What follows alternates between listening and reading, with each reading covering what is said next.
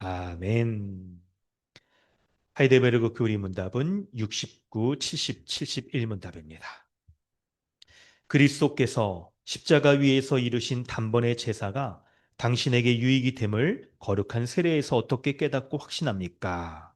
그리스도께서 물로 씻는 이 외적 의식을 제정하시고 그의 피와 성령으로 나의 영혼의 더러운 것, 곧 나의 모든 죄가 씻겨짐을 약속하셨습니다.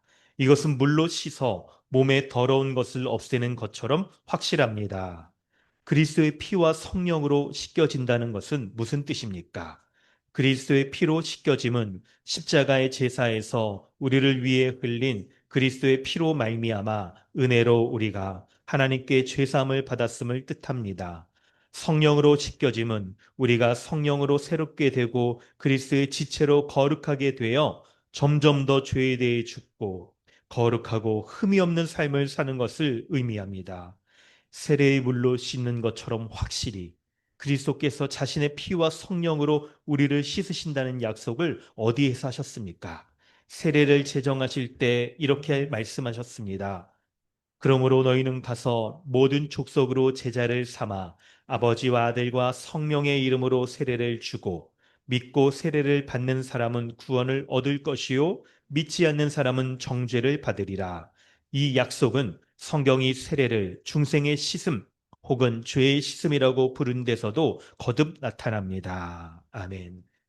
이 시간 우리 함께 믿음으로 기도하겠습니다.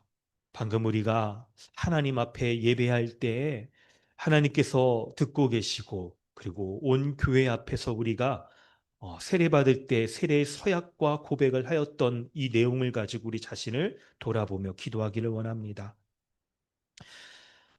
우리는 물로 우리를 몸을 더러워진 몸을 깨끗하게 씻는다는 것을 잘 알고 그 자연적인 현상을 우리는 믿고 있습니다. 그런데 영적인 세계에 있어서도 세례를 받을 때 물로 씻을 때 우리가 그리스도의 피와 성령으로 깨끗하게 되어서 우리가 우리 옛사람이 완전히 죽고 새로운 사람으로 거듭나 새로운 삶을 살아갈 수 있다는 이 약속을 믿는다라고 하나님 앞에 고백했습니다. 우리의 이러한 믿음으로 주님 앞에 나아가 예배할 수 있는 예배자로 주님 앞에 설 수 있도록 기도하기를 원합니다.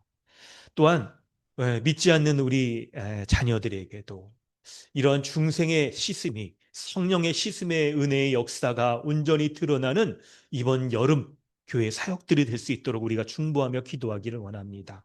우리 자녀들이 믿음을 갖고 또 부모의 믿음을 유산으로 물려주는 것이 그 어떤 것보다 가장 중요한 것임을 우리가 알아서 기도함으로 이번 여름 수련회와 사역 가운데 하나님의 은혜 베풀으시기를 간구해야 될 것입니다. 또한 우리 자신도 그리스도의 피로 씻겨지고 성령으로 씻겨져서 그리스도의 십자가에 단 한 번의 죽으심으로 말미암아 완전히 우리의 죄가 다 씻음받아 하나님 앞에 거룩하게 존재로 살아가고 있다는 것을 우리가 믿고 의지하며 살기 원합니다. 특별히 성령으로 말미암아 씻어져서 우리가 점점점 죄에 대하여 죽고 거룩하고 흠이 없는 삶을 날마다 살아가서 그리스도와 같은 자로 이 세상에서 살 수 있는 그 은혜 베풀어 주시는 은혜를 성령의 충만한 은혜를 우리가 구하며 기도하기를 원합니다. 한 주간 우리의 삶을 돌아볼 때 연약하고 실수하고 말과 세상적인 그 욕망을 품고 우리가 실수하며 넘어진 것, 죄악된 것, 많이 있는 것 주님 앞에 고백합시다. 그리하여 그리스도와 성령으로 말미암아 이 시간 오늘 예배 가운데 다시 한번 씻겨 주셔서 우리가 날마다 그리스도처럼 거룩하고 하나님을 향한 열망을 가지고 거룩하게 살아가길 원하는 열망을 가지고 살아가는 우리가 될 수 있게 해달라고 이 시간 함께 마음 다하여 기도하겠습니다. 하나님 주님 은혜를 더하여 주시옵소서. 그리스도의 피로 씻고 성령으로 깨끗하게 하는 이 은혜가 오늘 예배하는 우리 모두 가운데도 온전히 있길 원합니다. 특별히 우리 자녀들에게도 이러한 하나님의 은혜가 하나님 온전히 드러나는 이번 여름 사역들 되길 원합니다. 청소년, 청장년 또 이데일 스쿨을 통하여서 하나님의 거룩하게 하시는 그 은혜, 믿음으로 말미암아 거듭나는 그 은혜의 역사가 온전히 나타날 수 있도록 주여 함께하여 주시옵소서. 역사하여 주시옵소서. 우리 아이들에게 믿음으로 역사하여 주셔서 저들의 하나님 세상 가운데 자신의 중심으로 살아가려는 그 심령들이 다 꺾이고 그리스도의 말씀으로 말미암아 거룩한 자로 하나님 앞에 거듭나는 은혜를 베풀어 주시옵소서. 오늘 예배하는 나도 하나님 그리스도의 피로 깨끗함을 받고 성령으로 말미암아 씻김 받아서 그리스도의 단 한 번의 죽으심의 은혜 역사로 말미암아 내가 하나님 앞에 의로운 거의 주는 살아가서 주님 앞에 예배하는 것 기억하며 이 약속 복음의 약속을 믿고 의지하며 살아갈 수 있도록 인도하여 주시옵소서. 성령으로 깨끗하게 씻어 주옵소서.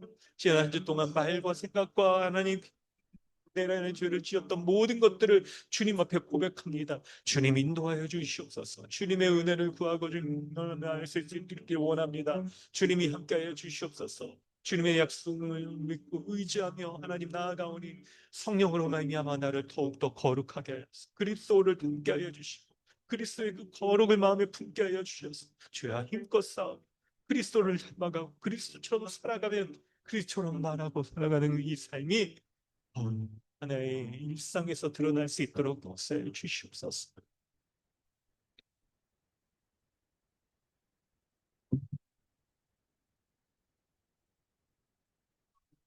하나님 아버지, 오늘도 예수 십자가 복음의 약속으로 그리스도의 피로 씻김 받고 성령으로 씻음 받아서 하나님 앞에 예배할 수 있는 은혜 베풀어 주신 것 감사드립니다. 이 복음의 약속을 내가 믿습니다.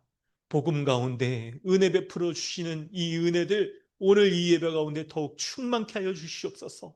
이미 그리스도로 성령으로 씻음 받은 우리가 한 주 동안 살 때에도 우리의 부패함과 이 사단의 공격 가운데 그 거짓말에 속아 넘어지며 연약한 우리의 모습을 발견할 때마다 실망하며 하나님 마음에 원함은 있지만 그렇게 살아가지 못하는 우리의 모습을 볼 때 우리가 얼마나 낙심한지 모릅니다. 주님, 그러나 오늘 예수 십자가의 복음을 의지하여서 다시 한번 하나님께 가까이 나갈 수 있는 성령의 역사가 우리 가운데 베풀어 주심을 믿습니다. 그리하여서 주님의 은혜에 우리 자신을 의탁하며 의지하며 예배하오니 주의 성령께서 우리를 그리스도께 인도하여 주셔서 날마다 그리스도와 같은 거룩한 자로 살게 하시고 그리스도의 거룩과 그 의로움의 그 모든 은혜들이 우리의 일상의 삶에서 우리의 말과 생각과 그리고 두 마음을 품고 살아가는 우리가 세상적인 정욕을 뽑고 하나님의 향한 열망을 가지고 살아갈 수 있는 우리 모두가 될 수 있도록 이 예배 가운데 은혜를 베풀어 주시옵소서. 감사드리며 예수님의 이름으로 기도드립니다. 아멘. 찬송가 204장 찬양한 후에 허진영 자매님 기도 인도해 주십니다.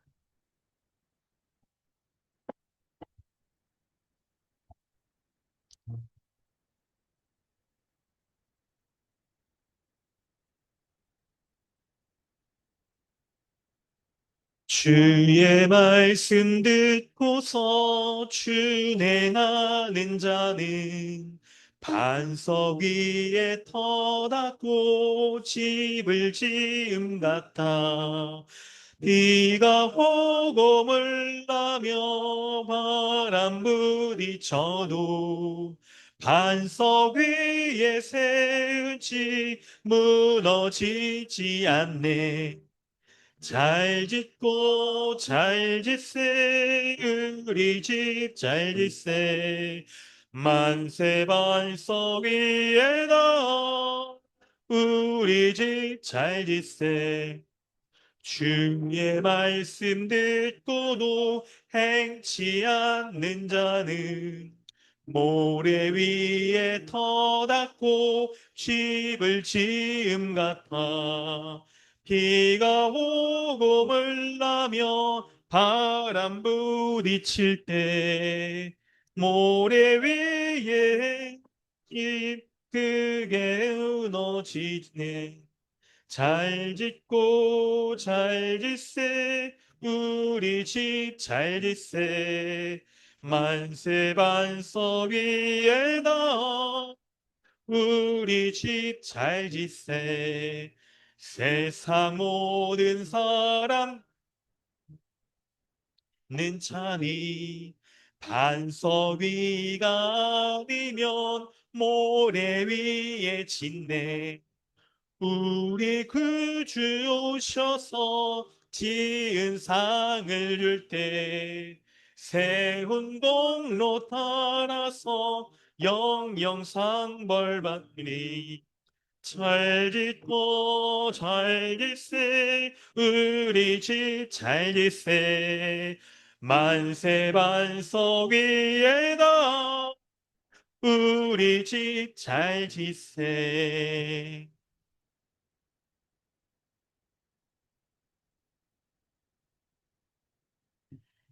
다 함께 기도드리겠습니다. 사랑과 은혜가 풍성하신 하나님 아버지, 하나님의 거룩하신 이름을 찬양합니다. 오늘도 하나님을 아버지라 부르며 하나님의 자녀로서 하나님의 이름을 높이며 다 함께 예배할 수 있음에 감사드립니다. 하나님께서는 하늘과 땅을 창조하시고 풍성한 복과 안식을 우리에게 주셨습니다. 그러나 우리는 하나님 말씀에 불순종하였고 죄와 사망 아래에서 종노릇하며 비참하게 살아가다 영원한 사망 가운데 죽게 되었습니다. 이렇게 소망 없는 죄인인 우리를 하나님은 포기하지 않으시고 우리에게 구원의 은혜를 베푸셨습니다. 예수 그리스도의 형벌 대속적 죽음으로써 우리의 죄를 해결하셨고 다시 하나님 나라에 들어가 살 수 있도록 은혜를 베푸셨습니다. 이제는 이를 믿음으로 그리스도와 합하여 새 본성, 새 마음을 가진 새 언약 백성인 교회가 되어 다시 하나님 나라의 복을 누리며 살게 되었습니다. 베풀어 주신 이 모든 구원의 은혜에 감사드립니다. 그러나 하나님, 이렇게 큰 은혜를 받은 자임에도 불구하고 창조주 하나님을 망각하고 하나님을 떠나 내가 주인이 되어 나의 열심으로 살아가려는 모습이 있었음에 회개합니다. 우리의 연약함을 용서해 주시고 다시 예수 십자가 복음을 기억하고 의지하며 교회로서 하나님께 합당한 순종과 경애로서 살아갈 수 있도록 도와주십시오. 우리 강남 주님의 교회를 위해 기도합니다. 그리스도가 머리가 된 한 몸 한 가족 교회로서 주의 말씀에 기초하여 더욱 깊은 성도의 교제를 나누게 하여 주십시오. 이를 통하여 세상을 살아가며 낙심되고 힘든 여러 어려움 가운데에서도 풍성한 교회적 삶을 통하여 넉넉히 이길 힘과 지혜를 얻게 하여 주십시오. 더욱이 야고보서 말씀과 같이 마귀를 대적하고 하나님을 가까이 하며 두 마음을 품지 말고 마음을 성결하게 하며 주 앞에서 겸손하게 복종하게 하여 주십시오. 또한 다가오는 여름 수련회와 EDL 스쿨 가운데 주님의 크신 사랑과 은혜를 기대합니다. 우리가 계속해서 기대하며 준비하고 기도할 수 있게 인도하여 주십시오. 우리 아이들을 위해 기도합니다. 교회의 언약 아래 복된 믿음의 자녀들을 허락하심에 너무나 감사드립니다. 우리 아이들이 지혜와 키가 자라가며 계속해서 하나님과 사람들에게 더욱 사랑받기를 기도합니다. 또 주의 교훈과 훈계로서 바르게 잘 자라갈 수 있도록 먼저 우리 교회 어른들이 복음 앞에 날마다 바로 서서 본을 보이며 함께 기도하며 양육해 나갈 수 있도록 도와주십시오. 하나님, 이제 복된 말씀을 듣는 시간입니다. 말씀 전하시는 담임 목사님 가운데 힘 주시고 지혜와 은혜를 허락하셔서 우리 성도들을 말씀으로 잘 양육할 수 있도록 도와주십시오. 또 성령께서 우리 각 사람을 하나 되게 하셔서 목사님을 통하여 듣는 주의 말씀을 잘 듣고 순종할 수 있도록 인도해 주십시오. 이미 주신 이 모든 은혜에 감사드리며 우리를 위해 자신을 아끼지 않고 내어주시며 우리에게 모든 복과 충만이 되시는 우리 주 예수 그리스도의 이름으로 기도드렸습니다. 아멘.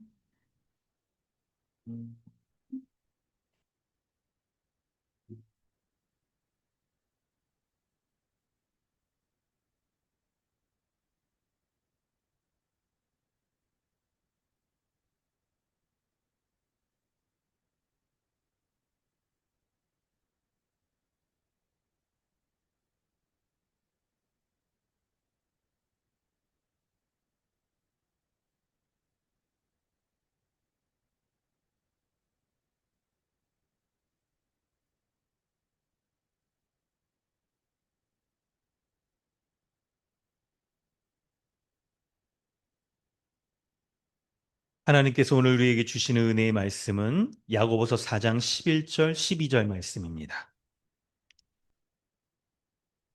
야고보서 4장 11절, 12절 말씀 우리 함께 공독하도록 하겠습니다.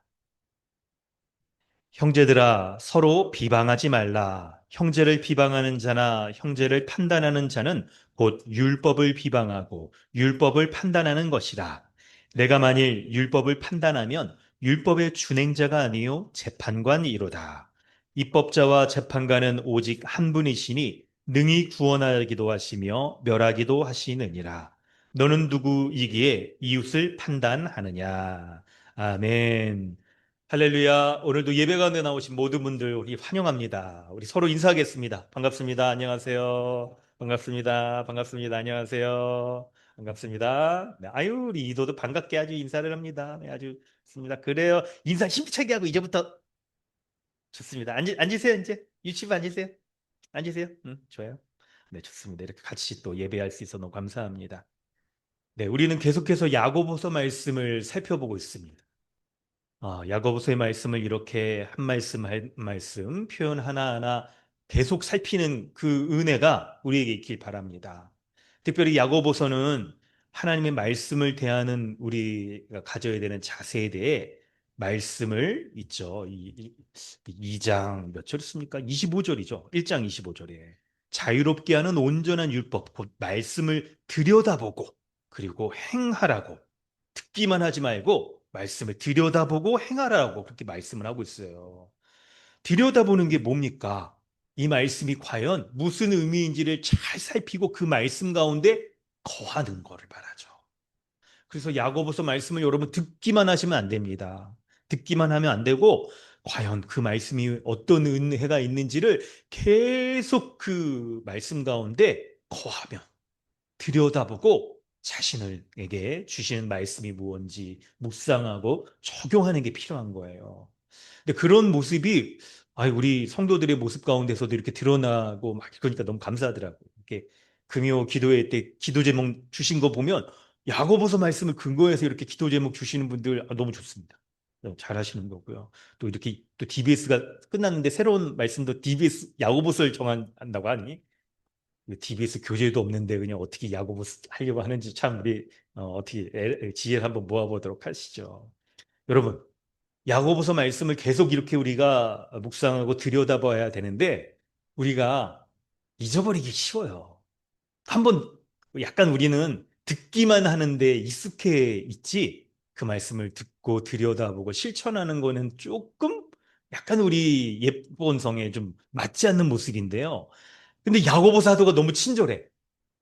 왜냐하면 오늘 본문을 보면 여러분, 이 형제를 비방하는 말에 대해서 우리에게 다시 더욱 이전에 했던 것보다 깊이 있게 권면을 하고 있어요.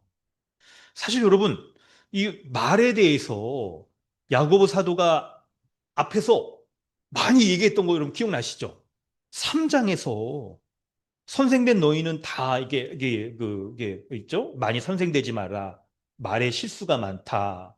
또 있죠. 요 혀를 능히 길들일 사람이 없다. 라고 하면서 3장에서 아주 이 말에 대해서 많이 말했는데 이 야고보가 이거 듣고 이거 그냥 기억하지 못할까 봐 다시 한번 또 얘기를 해주는 거예요. 반복해서. 야고보서에서 여러분 큰 있죠. 주제에 대해서 말한다고 한다면 요 말과 돈에 대해서 굉장히 1장에서부터 말했다가 또 말하고 또 말하고 계속 말해. 야고보 사도는요. 반복의 은사가 있는 사람 같아요. 근데 우리가 이 말씀을 잘 기억해야 됩니다. 왜 이렇게 반복해서 자꾸 말할까? 이거 여러분 우리가 잘 알아야 되는 거예요.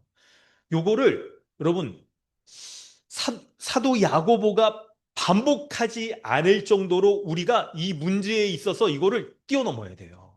뛰어넘어야 돼. 사실 여러분 야고보서 1장 시작할 때 시험을 당하거든 온전히 기쁘게 여기라 말했잖아요. 하나님이 우리에게 주시는 우리의 인생의 시험들이 몇 가지가 있어요. 하나님을 닮아가도록 하는 시험에 몇 가지가 있는데 말과 돈에 있어서도 이 시험을 넘어서지 못하면 하나님이 있죠. 우리에게 딱 테스트를 하시는 그 시험을 통과하지 못하면 우리를 온전케 하시는 그 하나님이 우리에게 계속해서 이 시험을 허락하시는 거예요.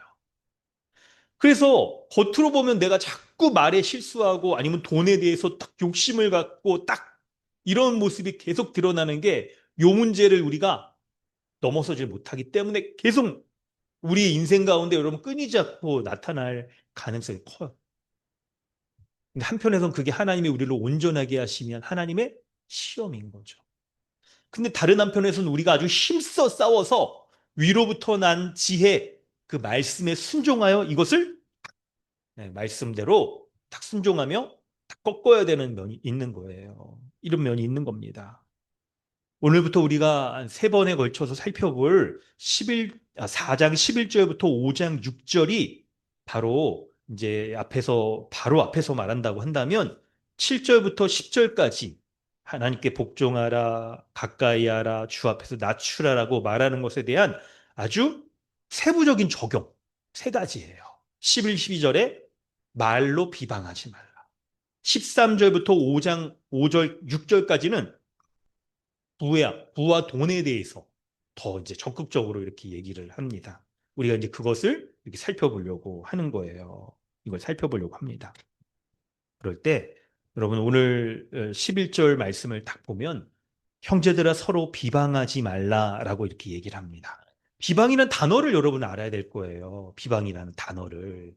뭐냐면 비방이라는 것은 어, 없는 내용, 거짓된 내용을 만들어내는 거예요. 꾸며내서 상대방을 공격하고 다른 사람들에게 소문을 내 퍼뜨리는 것을 가리켜요. 있죠. 거짓된 없는 내용을 만들어내고 상대방을 공격하고 이 소문을 내서 퍼뜨리는 것. 이것을 가리킵니다. 그럴 때 여러분 이런 비방들은요. 한 개인도 정말 죄에 빠지게 하는 것뿐만 아니라 다른 사람에게 이제 탁 소문을 내고 딱 알리기 때문에 교회 공동체 전체에 아주 큰 영향과 해악들을 끼치게 돼요. 그럴 때 여러분 이제 그런 모습들은 이제 본문의 좀 중간 부분에 나오니까 그때 좀 얘기하도록 하고 먼저는 여러분 이거 잘 본문의 문맥 관계를 잘 보셔야 돼요. 다른 사람을 비방하는 사람이 내가 만약에 다른 사람을 비방한다 그럴 때 이 사람은 하나님과 이웃과의 관계가 어떻게 된 사람이냐 이거를 살펴보는 게 요 비방의 문제를 본문에 다루는 데 있어서 아주 중요한 거예요. 바로 전문맥인 10절에 뭐라고 나왔냐면 주 앞에서 낮추라 그리하면 주께서 너희를 높이시리라고 말했어요. 하나님 앞에 자신을 겸손히 낮추는 사람 그러면 하나님이 그 사람을 높여주신대요. 높여주신대요. 근데 반대로 주 앞에 자신을 낮추지 않고 겸손하지 못하고 교만한 사람, 하나님보다 자기가 높아 있는 거예요. 그 말씀에 순종하지 않는 사람. 혹은 그 말씀에 순종하라고 주신 말씀조차도 자신의 생각으로 판단하고, 아니, 이거는 말씀이 잘못된 거야. 내가 잘못된 게 아니야. 이럴 가능성이 우리에게 있는 거죠. 근데 그런 사람이 바로 요 있죠. 하나님 앞에 교만한 사람이 이웃을 비방을 하는 거예요. 이웃을 비방하는 거예요. 여러분 잘 보세요. 여러분 한번 그냥 아주 상식적인 면에서 퀴즈를 하나 보겠습니다. 우리가 다른 사람하고 있죠. 관계에 있을 때 내가 이 사람보다 높아지는 방법 뭐가 있을까요? 높아지는 방법. 아니 이 사람 관계에 있을 때 이 사람을 전혀 고려하지 않고 그냥 내가 높아지면 돼요. 뭐 배움에 있어서도 내가 이 사람보다 성적을 우리 이제 중고등학생인데 중간고사 그죠? 기말고사인가? 하여튼 막 그런데 공부를 잘하면 돼 내가 그러면 여러분 딱 할 수 있죠. 근데 오늘 딱 성경 말씀을 요 문맥적인 원리를 딱 생각해 보면 있죠. 내가 이 사람보다 높아지는 방법은 그 상대방을 비방하여 깎아내리면 내가 높아질 수 있는 거잖아요. 바로 하나님 앞에 자신이 교만한 높아 있는 사람은요. 자신이 높다는 것을 어떻게 드러내냐면 바로 상대방을 깎아내리며 없는 그런 사실들을 막 만들어내서 비방하는 것으로 자신이 높아지려고 하는 그런 사람이에요. 그런 사람. 그래서 여러분 이게 본문이 이렇게 앞에서 우리가 살피던 것들을 다 보면 이 비방하는 사람 이 사람의 마음에 뭐가 있길래 도대체 비방하는가 하는 것도 우리가 알 수 있게 되는데 3장 13절에서 위로부터 난 지혜를 얘기를 하고 그리고 4장에 들어와서 세상과 벗하는 사람에 대해서 얘기를 합니다.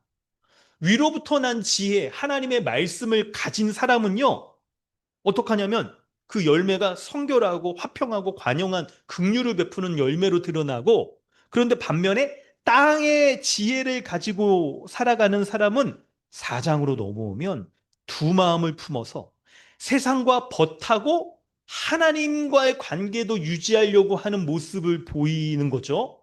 그럴 때 세상과 벗하니까 어때요? 세상에서도 높아지길 바라고 이렇게 세상에서도 높아지는 방법이 결국 돈, 명예 뭐 그런 거 아니겠습니까? 이런 것들을 가지려고 하면서 어때요? 교회 안에서도 자신이 인정받으려고 하는 그런 모습을 두 마음을 다 가지고 있는 거예요. 이걸 다 가지고 있는 겁니다. 그럴 때 교회 안에는 어떤 성도가 딱 보이는데 저 사람이 나보다 괜찮아 보여. 괜찮아 보여. 그런 사람에 대해서 이제 시기하는 마음. 내가 그 사람보다 더 높아지고자 하는 그런 마음을 갖는 거예요. 그래서 그 사람에 대해서 악한 말, 독한 말을 없는 말조차도 오늘 비방하는 그런 없는 말조차도 만들어내고 꾸며내고 공격하면서 다툼이 벌어지는 거죠. 그래서 여러분 우리는 이 본문의 말씀을 살피면서 누군가를 비방하려고 할 때 과연 그 사람이 어떤 사람이 딱 말하는 거를 먼저는 있는 그대로 여러분 받아서는 안 되는 거예요. 그게 과연 사실에 부합한 건지 그런 건지를 따져봐야 돼. 그래서 그게 사실로 드러나기 전까지는 누군가 다른 사람에 대해서 비방하고 판단하는 것에 대해서 그것이 사실인지 아닌지를 유보하는 게 좋고 상대방에게도 그게 정말 사실인지 말하기 전까지 그 말하는 것들을 멈춰라 라고 말하는 게 좋은 거죠. 말하는 게 좋은 거예요.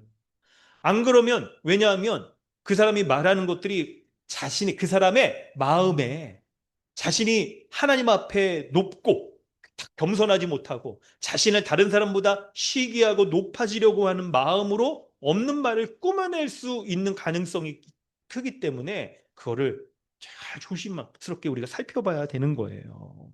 그걸 살펴봐야 되는 겁니다.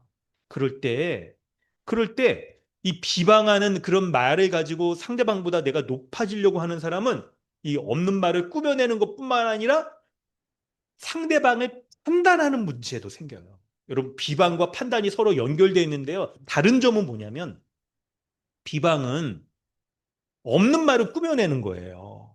근데 판단은 그렇게 보일 만한 여지가 있는 면을 가지고 판단을 하는 거예요. 이게 여러분 약간의 차이가 있는 거죠. 그러니까 판단은 어떤 사실은 사실일 수 있어요. 근데 그거를 자신의 입맛대로 이렇게 해석을 한다거나 아니면 과장되게 부풀려서 이렇게 딱 말하면서 이 사람에 대해서 공격할 수가 있는 거죠. 그런 면들이 일어날 수가 있는 거예요. 여러분, 상대방을 비방하고 판단하는 면들이 어떤 모습으로 이렇게 딱 시작되고 하는지를 지금 설명을 드렸어요. 근데 성경이 우리를 인도할 때 이제 우리가 서로 비방하는 것이 이렇게 안 되는 것, 나쁜 그 이유를 본문은 11절, 12절에서 세 가지를 얘기를 해요. 세 가지를. 첫 번째는 뭐냐면 비방하는 그 사람이 형제이기 때문에 그래요. 11절과 12절에 여러분 형제란 말이 몇 번 쓰이는지 한번 보세요. 지금 짧으니까 여러분 반복을 한번 찾아보세요. 몇 번 나옵니까? 몇 번 나오죠? 세 번. 11절에 형제들아 서로 비방하지 말라. 형제를 비방하는 자나 형제를 판단하는 자. 사실 뒤에 형제, 두 번째, 세 번째 형제란 말 안 써도 형제들이라고 먼저 얘기했으니까 이게 통하는 거예요. 문법적으로 이렇게 하는 거, 이렇게 쓰는 건 깔끔한 문장이 아닌 거예요. 글쓰기에 있어서. 그럼에도 불구하고 깔끔한 거는 뭐, 아이고, 야, 그거 깔끔이 중요한 게 아니라 비방하는 사람이 지금 형제를 비방하고 있다는 것을 아주 강조해서 보여주고 12절에서도 이웃을 판단한다고 말하잖아요. 이웃을 판단한다고 비슷한 말이죠. 그래서 여러분, 우리가 비방하는 그 사람이 서로 비방하는 사람이 형제 관계에 있다는 것을 잘 알아야 되는 거예요. 여러분, 이거를 마음에 품어야 돼요. 우리도 마음에 품어야 돼요. 우리가 누군가에 대해서 이렇게 없는 말을 지어서 비방한다거나 일부 사실을 가지고 판단할 때 그 사람이 우리의 형제라는 사실들을 여러분 잘 알아야 되는 거예요. 잘 알아야 되는 거예요. 여러분, 만약에 있죠. 아니, 누군가를 우리가 비방한다 그럴 때 요 이제 성경의 논리를 가지고 말할 때 교회 밖에 사람이라고 한다면 좀 아유 좀 아니 뭐 그럴 수도 있지 뭐. 그럴 수도 있지. 약간 이제 그렇게 여기 생각하겠는데. 근데 우리가 비방하거나 판단하는 사람이 지금 한 형제 자매 가족으로 살려고 교회 안에 들어와 있는 사람이잖아요. 교회의 정회원으로 탁 해가지고 함께 지내려고 평생 의지하며 지내려고 서약까지 한 사람이잖아요. 그리스도의 피로 이게 서약한 사람이잖아요.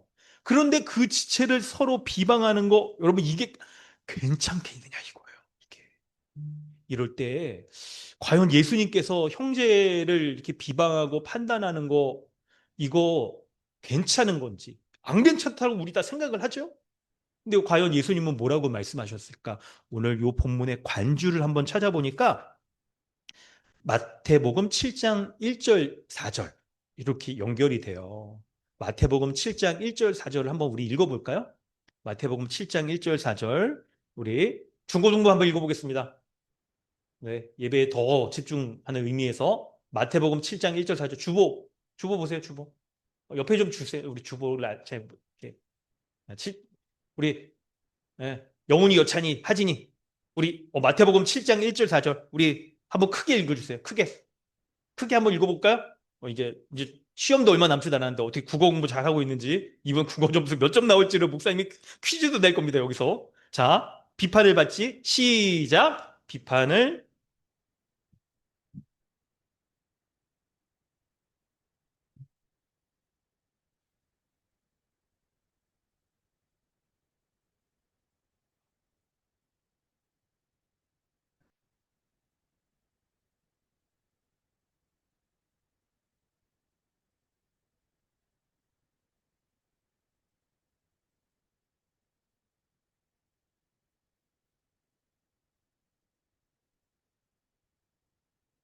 아멘. 1절과 2절을 보면 비판을 받지 않으려면 상대방을 비판하지 말라라고 말합니다. 너희가 비판하는 그 비판으로 상대방을 비판하는 것으로 너희가 비판을 받을 것이다. 그렇게 성경이 딱 말씀을 합니다. 그러면서 3절에 이제 아주 여러분 이게 생생한 예를 듭니다. 예를 드는 거예요. 형제의 눈 속에 있는 티는 보고 내 눈 속에 있는 들보는 깨닫지 못하느냐 이렇게 얘기를 합니다. 여러분 티 아주 이게 먼지 그런 거잖아요. 먼지 아주 작은 겁니다. 들보 뭔지 아세요? 혹시 들보? 그 대들보 공사할 때 영어로는 빔 기둥 있잖아요. 여러분 그때 눈 속에 대들보가 들어있대요. 이게 이거 무슨 의미일까? 이렇게 딱 이렇게 생각을 해보면 어떻게 눈 속에 대들보가 들어있을 수 있어요? 그 비유인데요. 그 정도로 큰 잘못이 이렇게 들어있다는 거예요. 아니 비판하는 누군가를 비판하는데 비판하는 그 상대방의 거는 내 눈에 보이기에는 아주 그냥 티끌도 그냥 크게 보여요. 근데 비판하는 자신에게 그 사람에게는 큰 있죠 막대기 대들보가 들어있다는 것을 어찌 그걸 모르느냐 이렇게 얘기를 합니다. 그러면서 자기 눈 속에 있는 거는 빼지 않고 형제의 눈 속에 있는 티는 빼라고 말하는 게 바로 우리가 비판하는 모습이다라고 생각을 하는 거예요.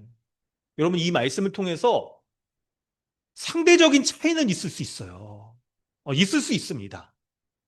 한 개냐 두 개냐의 차이는 있을 수 있습니다. 그런데 우리 눈 속에는 다 티끌과 들보가 들어있는 거예요. 이게 다. 티끌이냐 들보냐 그 크기가 중요한 게 아닙니다. 여러분 이 비유에 있어서는 그런 거 따지려는 게 아니에요. 우리 모두 다 똑같이 다 티끌과 들보 이런 것이 허물이 죄와 허물이 다 있는 사람이라고 지금 얘기를 하고 있는 거예요. 여러분 우리가 다 티끌이 있어요. 우리가 다 들보가 있는 사람입니다. 그런데 이런 거를 막 꼬투리를 잡아서 없는 것들을 만들어내기도 하고 진짜 작은 거를 가지고 부풀려 가지고 상대방을 공격하고 이러는 게 과연 한 형제된 가족으로 살겠다라고 딱 지금 온 그런 지체들에게 합당한 모습이냐는 거예요. 합당한 모습이 있느냐. 여러분, 우리는 누군가를 판단하는 거 그거 해야 될 때가 분명히 있습니다. 성경에서. 어떤 경우냐면 거짓 교사의 영향들을 딱 성경에 많이 얘기하는 것으로 우리가 볼 때 진리와 죄에 대한 문제를 다툴 때는 아주 엄격하게 판단을 해야 돼요. 뿌리를 뽑을 때까지 여러분 해야 됩니다. 근데 그런 문제가 아니라고 한다면 티끌과 같은 그런 모습에 대해서는 여러분 그렇게 엄격하게 그렇게 말할 만한 문제가 아닌 거예요. 대부분 그런 문제가 아닌 거예요. 예를 들어 뭐 이렇게 딱 우리 눈에 있잖아요. 우리가 위로부터 난 지혜는 첫째가 성결하다, 거룩하다라고 말할 때 이게 사람마다 자신이 생각하는 거룩의 기준들이 있을 수 있어요. 예를 들면 막 거룩한 사람은 매무새, 머리 스타일도 거룩해야 돼. 라고 생각한다면 여러분 그거 맞는 말일까요? 틀린 말일까요? 아니 일부 맞는 말도 있고 같기는 해. 막 이렇게 딱 교회 이렇게 왔는데 아주 머리를 확 이렇게 막 사자머리를 했다거나 아니면 그냥 막 이런다거나 이런 거 안 좋을 것 같죠? 약간 막 있죠. 그럴 것 같습니다. 근데 여러분 가만 보면 기독교 역사 가운데에서도 머리에 뭐 뭘 쓰냐 안 쓰냐 막 그런 문제가 분명히 있기도 하고 근데 또 한편으로는 이게 귀걸이 같은 게 옛날에는 이 약간 초대교회나 이럴 때에는 이 귀걸이하고 그러는 게 있죠. 이방 종교의 노예가 되겠다는 표시여서 그런 문화 가운데 살고 있는 사람들은 귀걸이를 안 했어요. 교회 가운데 귀걸이 하면 야, 너 바알신 섬겨? 약간 이렇게 생각을 하는 거죠. 근데 오늘날 우리는 그런 문화가 아니잖아요. 그래서 귀걸이를 예쁘네. 이런 거죠. 뭐 혹시나 뭐 약간 뭐 이거 다이아야? 뭐 이렇게 금이야? 이렇게 이제 막 하면은 교회 안에 뭐 금덩어리를 하고 오는 사람들에 대해서 말하고 약간 이제 그럴 수는 있어도 근데 그런 거 자체에 대해서 우리가 뭐라고 이렇게 하지는 않잖아요. 생각해 볼 여지가 있다는 거예요. 이런 거. 아주 작은 부분일 수가 있다는 거예요. 어떤 부분들은. 그런 거를 가지고 우리가 어떤 한 사람을 아주 단정지어서 말하기가 어려운 부분이 있다는 것을 우리는 잘 알아야 됩니다. 그래서 예를 들어 뭐 옷 입는 스타일이나 머리 모양, 심지어는 표정까지도 그게 우리의 눈에는 그게 티끌로 보이는 거지 안 그럴 수 있는 거잖아요. 그 사람이 그냥 나 배가 아파서 지금 표정이 안 좋을 수 있거나 약간 얼굴이 좀 스트레칭이 안 돼가지고 그럴 수 있는 것처럼 우리도 생각할 수가 있는 거죠. 그러니까 여러분 우리가 어떤 문제를 딱 얘기할 때 아주 조심스럽게 그 지체에게 접근해서 말을 해주는 게 필요해요. 최근에 여러분 우리 그잘 아시잖아요. 어떤 약간 요리 이렇게 하시면서 이렇게 하얀 다방 이거 운영하시던 분이 그냥 약간 몰락하는 그런 모습을 보면서 아니 그냥 굉장한 그 사람으로 이렇게 탁 포장되었다가 뭔가 약간 이제 안 좋은 면이 딱 드러나니까 아주 그냥 탁 하는 모습을 보기도 하고 반대의 경우에서도 사람들이 볼 때 이 사람은 되게 이상한 사람처럼 보였지만 알고 보니 굉장히 선한 사람이더라, 좋은 사람이더라 하는 경우도 있는 걸 보잖아요. 그러니까 우리가 약간 작은 모습, 다른 사람에게 딱 드러나서 노출되는 모습을 가지고 판단하는 거, 여러분, 그거 굉장히 우리가 조심해야 되는 거예요. 심지어는 여러분 그런 것도 있지 않습니까? 교회 기독교 서적 가운데서도 어떤 한 인물들을 가지고 위인전 같은 거 이렇게 할 때 사실 참 조심해야 되는 부분들이 있습니다. 조심해야 되는 부분이 있는 거예요. 왜냐하면 여러분 아니 다른 사람보다 좀 나아 보이고 대단해 보이고 그냥 헌신적으로 써야 책이 팔리지. 그러니까 약간 각색하는 부분들이 있어요. 그래서 책을 쓰고 그럴 때는. 근데 엄밀히 따져보면 하나님 앞에 우리가 다 연약하고 죄를 범하고 실수하는 부분이 있습니까 없습니까? 있는 거죠. 그걸 기본으로 우리가 전제해서 생각을 해야 되는 거예요. 그걸 전제해서. 그래서 우리가 다 죄와 연약함이 있고 문제가 있다는 것을 여러분 우리를 그걸 딱 기본으로 생각을 하셔야 돼요. 그런 상태에서 형제로서 자신을 교회에 의탁하여 살아가고 교회에 지체들의 은사의 섬김으로 도움을 받으려고 지금 들어와 있는 거잖아요. 교회에. 그러니 어떤 작은 문제가 사실일 수도 있어요. 아닐 수도 있고. 그러니까 판단을 굉장히 조심해야 돼요. 그리고 그런 작은 문제, 이게 사실은 내 눈에는 대들보처럼 보여도 작은 티끌처럼 그런 문제일 수가 있기 때문에 말할 때에도 굉장히 조심스럽게 해야 되는 거예요. 사실 까발려 보니까 그 사람에게는 굉장히 티끌같이 작은 거고 나는 그거 대들보같이 큰 게 있었는데 야 주제 넘게 뭘 얘기를 해? 예, 약간 이럴 수가 있는 거죠. 그래서 아주 작은 문제를 가지고 판단하는 거 조심해야 됩니다. 뿐만 아니라 두 번째로 우리가 비방을 하지 말아야 되는 이유가 바로 11절 중간에 율법을 판단하고 우리가 다른 사람을 비방하는 건 율법을 판단하고 하나님을 판단하는 게 될 수 있기 때문에 그런 거예요. 11절 중반을 보면 율법을 비방하고 율법을 판단하는 것이다. 형제를 판단하는 것이요. 내가 만일 율법을 판단하면 율법의 준행자가 아니요 재판관이로다. 라고 얘기합니다. 이웃을 비방하고 판단하는 사람은 하나님의 율법, 이 말씀을 비방하고 판단하는 것이다라고 그렇게 얘기해요. 여러분 성경 말씀을 우리 한번 보면요. 우리 주보 참고문헌 야고보서 2장 8절에 보면 제가 읽을게요. 너희가 만일 성경에 기록된 대로 내 이웃을 사랑하기를 내 몸과 같이 하라 하신 최고의 법을 지키면 잘하는 것이래요.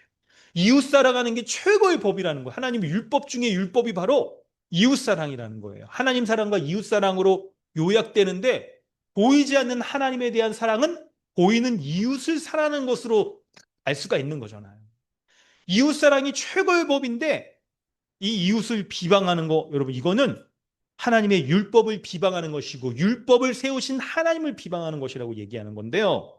레위기 19장 16절에도 너는 내 백성 중에 돌아다니며 사람을 비방하지 말며 내 이웃의 피를 흘려 이웃을 도모하지 말라 나는 여호와니라라고 할 때 이 레위기 19장은 여러분 하나님이 이스라엘 백성을 하나님의 언약 백성으로 삼아 주셔서 언약 백성으로서 살아가야 될 삶에 대해서 구체적으로 알려주신 10계명과 함께 구체적으로 알려주신 내용들이에요.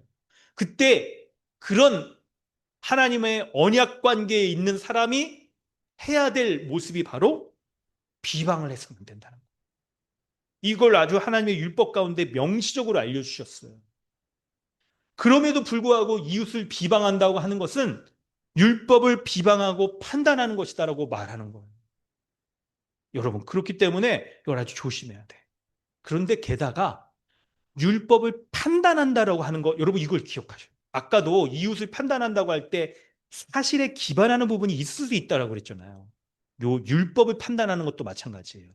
이웃을 사랑하는 것 그것도 보면 하나님은 모든 율법을 다 지킬 것을 우리에게 말씀하시는데 이 이웃을 비방하는 사람은 어떤 율법은 이게 딱 하나님의 뜻에 맞는 거야. 내가 지켜. 근데 어떤 율법은 안 지켜요. 그 기준이 뭘까요? 그 기준이 주 앞에서 겸손하여 자신이 하나님의 모든 말씀에 다 순종하려고 하는 사람은 모든 율법을 다 순종하려고 할 거예요. 근데 하나님보다 자기가 높아. 그래서 어떻습니까? 태초에 아담이 하나님 말씀에 딱 어겼고 그 하나님 말씀을 변개하고 바꿨던 것처럼 바로 이 말씀은 이건 못 지키지. 이거는 뭐 다른 사람이 해야 되는 거지. 이건 다른 사람에게 적용되어야 되는 거지. 이웃사랑에서조차도. 저 사람은 그럴 만한 그렇게 그냥 딱 높여주고 그럴 만한 사람이 아니야. 저 사람은 원래 내가 예전부터 잘 알아봤어. 맨날 이게 볼 때마다 이게 맨날 실수하고 하거나 막 사람 미워하고 그 모습이 어디 가겠어? 뭐 사람 쉽게 안 변해. 약간 이러면서 이제 딱 판단을 하는 거예요. 여러분 과연 이럴 때 하나님의 율법과 이 하나님의 율법을 세우신 하나님 앞에 우리가 이렇게 이웃을 비방하는 것 이게 괜찮은 거냐? 하나님이 뭐라고 말씀하십니까? 율법의 준행자가 아니요 재판관이라. 율법을 판단하고 이웃을 비방하는 사람은 율법의 준행자가 아니요 재판관이라고 말하잖아요.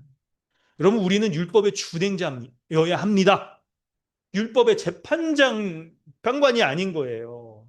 우리 스스로 하나님의 율법에 대해서 이건 지켜도 되고 안 지켜도 되고 이후 이 사람은 사랑해도 되고 이 사람은 비방해도 된다라고 말할 수 있는 사람이 하나님 앞에 아무도 없는 거예요.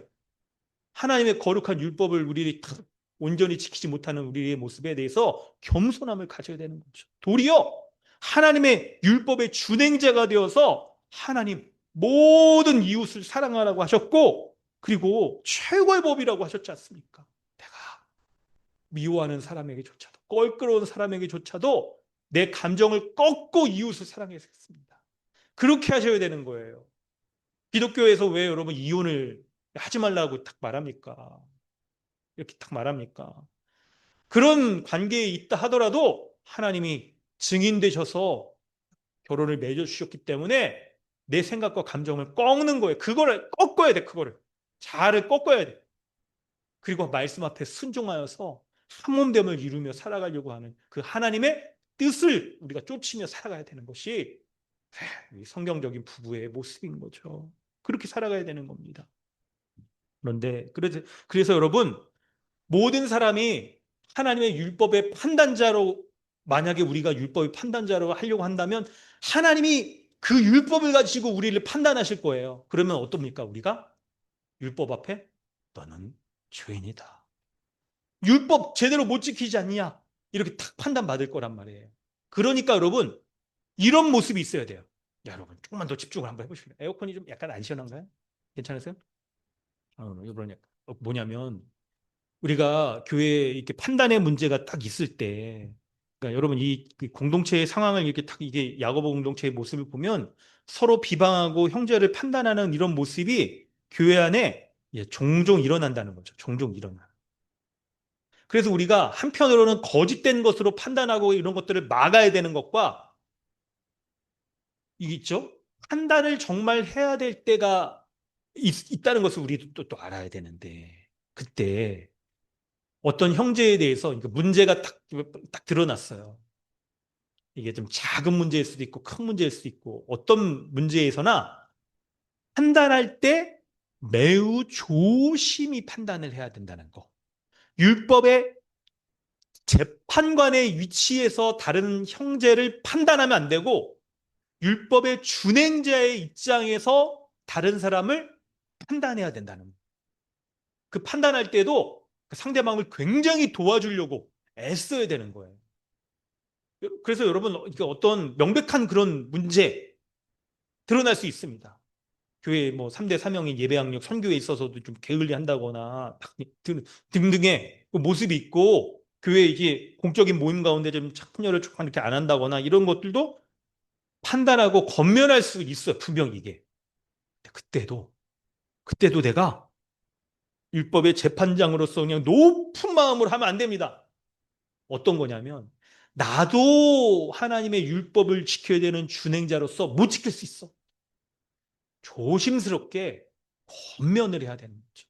권면을 해야 되는 거예요. 이게 굉장히 작은 문제일 수도 있고, 사실은 드러나지 않으니까 티끌 같은 작은 문제일 수 있고, 어떤 부분은 사실이 아닌 부분도 있기 때문에 굉장히 조심스럽게 권면을 해야 된다는 거예요. 그래서 비방하고 판단하는 게 아니라 오히려 도와주고 애쓰려는 마음으로 해야 되고, 그때 그런 자세를 가지고 할 때도, 마음을 가지고 할 때도 나도 잘 못하고 쓰러지는 문제다, 그걸 여러분 염두해야 되는 거예요. 그래가지고 이제 여러분, 이런 거 하시면 안 됩니다. 어떤 사람이 막 실수하고 딱 넘어지는 그런 부분에 있어서도 너 그냥 그럴 줄 알아서 이 죄성이 어디 가, 이 죄인아, 이런 거 안 됩니다. 그런 사람이 죄인인 거죠. 그리고 너는 우리 교회 나오지 마, 그런 사람 나오지 마세요. 그런 거 그냥 내보내야 돼. 그런 말들은 형제잖아요, 형제. 어찌까지 교회 가족으로서 살려고 의지해서 온 거잖아요. 이게 우리가 다 그런 거잖아요. 도와주려고 애쓰는 거지. 어떻게든지 섬겨주려고 애쓰는 게 여러분 필요한 거예요.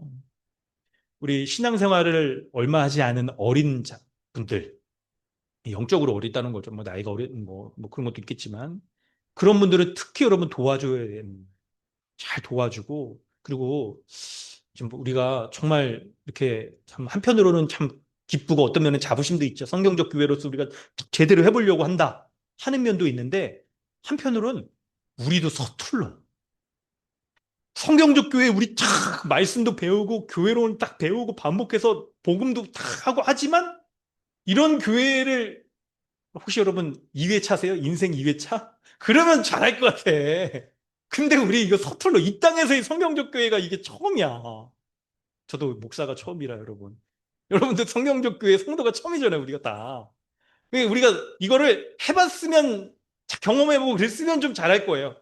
그래서 우리가 소망하는 건 우리 자녀들이 2세대들은 더 잘 하기를 소망하는 거 있는데 근데 그러다 보니까 알아도 잘 못하는 경우도 있고 그런 거죠. 알아도 잘 못하는 경우 있고 그러니까 여러분 굉장히 우리가 서로를 도와주고 조심스럽게 이렇게 권면해주고 단정지어서 그냥 이거 잘못이다라고 그렇게 말을 그것도 조심해야 돼. 정말 그런지 판단은 하나님이 하시는 거니까. 정말 그런지. 그러니까 여러분 어떻게 해야 되냐면 이게 약간 교회론에서의 그런 원리도 같은데요. 어떤 사람에게 그런 문제가 딱 드러나고 이 복수에 이제 두세 명의 증인이 있고 약간 그럴 때에도 이거를 그 사람에게 조심스럽게 권면해 주는. 권면을 받아서 돌이키면 하나님 앞에 거룩하게 되는 것이고 권면을 받아서 안 받아서 안 하면 거부하면 하나님과의 이제 관계에서 그 사람이 해결해야 될 문제인 인 거죠. 여러분 이런 면에서 우리가 조심스럽게 권면해 주는 게 필요한 거예요. 근데 우리가 이런 도움을 받으려고 교회에 한 가족으로 와 있는 사람들에게 비방하고 판단할 때 이때 우리가 뭘 살펴야 되냐면 우리의 마음에 있죠. 그 사람보다 내가 높아지려고 하는 시기, 질투, 그것으로 험한 말, 독한 말을 하고 싸움과 다툼을 일으키고 있지는 않은가. 여러분 이걸 이제 살펴봐야 돼요. 이 세 번째 내용에 나오는데요. 12절에 입법자와 재판관은 오직 한 분이시다. 그 하나님만이 판단하실 수 있다는 거예요. 우리는 판단 보류, 조심스럽게 권면을 해야 되는 거죠. 12절에 보면 입법자와 재판관은 오직 한 분이시니 능히 구원하시기도 하며 멸하시기도 합니다. 너는 누구에게 이웃을 판단하느냐? 너는 누구이기에? 너는 누구냐? 이걸 얘기하는 거예요. 이웃을 비방하고 판단하는 너는 누구냐?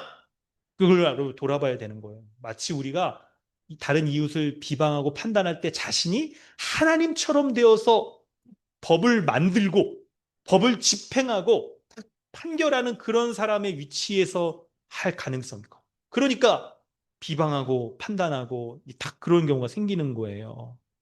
근데 여러분 이걸 잘 생각해 봐야 됩니다. 너는 누구냐? 입법자, 법을 만들고 재판관, 그걸로 법을 가지고 판단하는 거죠. 근데 우리가 누군가를 비판하고 그럴 때 가만 잘 보면 우리가 우리 스스로의 법도 만들고, 우리 스스로 딱 판결도 내리고, 그 사람을만 이렇게 비방하고 정죄하고 판단하는 그런 모습이 있을 수가 있는 거예요. 근데 하나님 한 분만이 그렇게 하실 수 있다는 거죠. 여러분 지금 입법자, 재판관 얘기하는 거 여러분 좀 묵상을 좀 해보시는 게 필요해요. 가만히 이 잘 보면 나도 지키지 못하는 그 법의 기준을 가지고 상대방을 잘못했다라고 우리가 지적할 수 있고 나에게 대들보가 있음에도 불구하고 상대방이 티끌이 있는 상대방을 판단할 수도 있고 없는 거를 만들어내면서 막 이게 그냥 비방하고 작은 거를 가지고 크게 판단하면서 막 이걸 자기도 지키지 못하는 주제에 상대방을 판단하는 이런 모습이 바로 입법자이며 또 재판관의 모습일 수가 있는 거예요. 그러니까 우리가 잘 우리 좀 돌아봐야 돼요. 우리를 돌아보는 게 중요한 거예요. 우리를 돌아보는 게 뭐냐면 지금 왜 여러분 이 말씀을 드리냐면 서두에 좀 말씀드렸지만 여러분 우리가 있죠. 마음에 뭐가 들었는지는 잘 알기가 어려워요. 하다못해 여러분 뭐 있죠? 음, 뭡니까? 깊은 물속은 알아도 그냥 사람의 마음은 볼 수 없다. 그런 격언도 있고 그러잖아요. 열길 물속은 알아도 뭐 이런 게 있잖아요. 그러니까 이 사람이 정말 마음이 뭘 가지고 있는지 그리고 작은 잘못을 하는 이 사람이 정말 그 잘못한 게 맞는지 사람은 판단하기 어려워요. 하나님만이 사람을 보시는 거죠. 구원도 하시고 이 멸하시 심판도 하시는 분은 하나님밖에 없는 거예요. 그러니까 우리가 비방하고 판단하는 문제를 딱 볼 때 비방하고 판단하는 사람도 그렇고 옆에서 그걸 지켜보는 인들도 성도들도 자신의 내면을 살펴보는 게 유익해요. 이게 자신의 내면을. 왜 그러냐면 여러분 서로 비방하는 그 말을 하는 사람은 말은 마음으로부터 비롯되잖아요. 그 사람의 마음에 뭐가 있길래 상대방을 비방합니까? 바로 마음에 다른 사람을 시기하고 질투해서 내가 그 사람보다 높아지려고 하는 그 교만한 마음이 자리 잡고 있기 때문에 시기와 딱 있죠. 비판을 하게 되는 게 딱 생기고 그것이 말로 표현되는 거예요. 그런데 다른 사람을 시기하고 비판하고 딱 깎아내리려고 하는 그 마음, 그건 어디로부터 또 생겨날까요? 바로 두 마음이 있기 때문에 그런 거죠. 두 마음 어떤 거예요? 한편으로는 하나님을 향한 마음과 한편으로는 이 세상을 향한 마음이 있는 거예요. 그래서 세상에서 내가 높아지길 바래요. 뭘로 높아져요? 말로써 그냥 사람들 다 깎아내면서 높아지든지 돈을 많이 가지면서 높아지든지 그런 높아지려고 하는 마음이 있으니까 교회 생활 하면서도 이런 사람들은 어떻게 교회 생활 할까요? 누군가 새로운 사람이 들어올 때 온 매무새를 보고 괜찮은 사람이면 대접하고 그렇지 않은 사람이면 가난한 사람은 또 차별하는 이런 사람 교회 생활할 때에도 교회에서도 높은 유력자 약간 이런 사람들에게는 잘 보이려고 하고 잘 선이 대하고 가난해 보이는 사람에게 약자에게는 별 볼 일 없는 사람은 험한 말을 하고 약하게 보이고 이런 모습을 보이는 거예요. 이런 마음을 두 마음을 품고 이렇게 탁 하다 보니까 이 두 마음, 이 세상에서 높아지려고 하는 마음이 우리로 하여금 다른 사람, 나보다 좀 이 사람이 좀 괜찮아 보여. 딱 이런 사람을 시기하고 질투하고 이 사람에 대한 독한 말들을 쏟아내면서 있죠. 없는 비방도 만들어내고 판단도 하며 교회가 다 위험에 빠지게 되는 거예요. 이런 우리의 모습을 먼저 돌아보실 수 있어요. 독한 말을 할 때 여러분 부부와 부모 관계와 여기 사회적인 뭐 등등 교회 안의 관계 여러 면에서도 여러분 이 원리는 적용될 거예요. 적용될 겁니다. 우리가 누군가를 비판하고 판단할 때 혹 내가 그 사람보다 내가 높아지려고 하는 마음이 있지 않은지를 생각해 보셔야 돼요. 생각해 보셔야 돼요. 그리고 내가 세상에서 있죠. 다 존경받고 높아지고 돈도 많이 벌고 많이 가지려고 하는 그런 마음이 내게 있을 때, 그런 정욕이 있을 때 세상적인 정욕, 세상과 버타려고 하는 것들이 바로 시기와 질투로 그리고 독한 말들로 드러나고 있다는 것을 볼 수 있어야 돼요. 보실 수 있어야 돼요. 반면에 그러면 오늘 우리는 어떻게 해야 됩니까? 우리는 어떻게 해야 됩니까? 바로 하나님의 말씀을 받는 거죠. 주 앞에서 낮추라. 하나님의 말씀을 받아야 돼. 그래서 이 하나님의 말씀은 첫째, 위로부터 난 지혜는 성결하고 화평하고 관용하고 양순하고 긍휼하고 선한 열매가 가득하고 편견과 거짓이 없다는 것을 우리가 딱 이 말씀을 받아들이고 이 말씀에 순종해서 하나님의 말씀을 받은 자로서 어떻게 해야 돼? 거룩하게 살아가고 이웃과도 화평하게 살아가는 이 마음을 이걸 마음에 품으셔야 됩니다. 바로 세상을 향한 열망이 아닌 하나님을 향한 열망을 가지셔야 됩니다. 어떤 열망이에요? 그리스도처럼 그리스도를 닮아가고자 하는 그리스도의 거룩을 품고자 하는 그런 열망. 그리스도처럼 말하고자 하고 그리스도처럼 생각하려고 하고 그리스도처럼 이웃을 판단하는 것이 아니라 이웃을 사랑하려고 하는 그리스도의 마음을 품고자 하는 그 열망이 우리 안에 있을 때 세상과 버타려고 하는 세상적인 그런 열망 마음도 사라져버리고 바로 우리에게 이웃을 향하여서도 온전히 사랑하며 화평하게 살 수 있는 거예요. 그러므로 여러분 생각해 보세요. 너는 누구이길래 이웃을 판단하고 계십니까? 당신은 누구입니까? 두 마음을 품고 마음의 세상과 버타면서 독한 말들을 하는 시기와 질투로 상대방보다 높아지려고 하고 그리고 그 높아지려는 마음으로 비방하고 판단하는 사람이 바로 당신입니까? 아니면 하나님에 대한 열망을 가지고 말씀에 순종하고 말씀을 깊이 받아들이고 자신을 낮추면서 그리하여서 하나님의 말씀에 순종할 때 주께서 우리를 높이시는 이 말씀을 붙잡고 살아가는 그 사람이 바로 당신이십니다.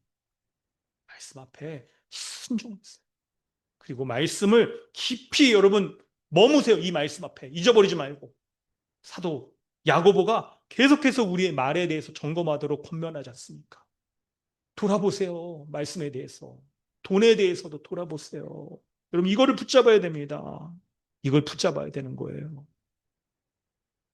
사랑하는 성도 여러분, 오늘 말씀 이제 정리하면서 세 가지로 좀 정리한다면, 첫째로 내가 비방하고 판단하는 사람이 놀랍게도 형제자매라는 사실 여러분 깊이 아셔야 돼요. 우리 잊어버릴 때가 너무 많아. 내가 넘어서려고 하는 사람, 말로 상대방, 나의 논리와 말로써 이기려고 생각하는 그 사람이 바로 형제자매. 그리스도께서 피를 흘리셔서 죽으신 형제가 바로 내가 비방하고 있는 사람이란 걸 깊이 아셔야 돼요.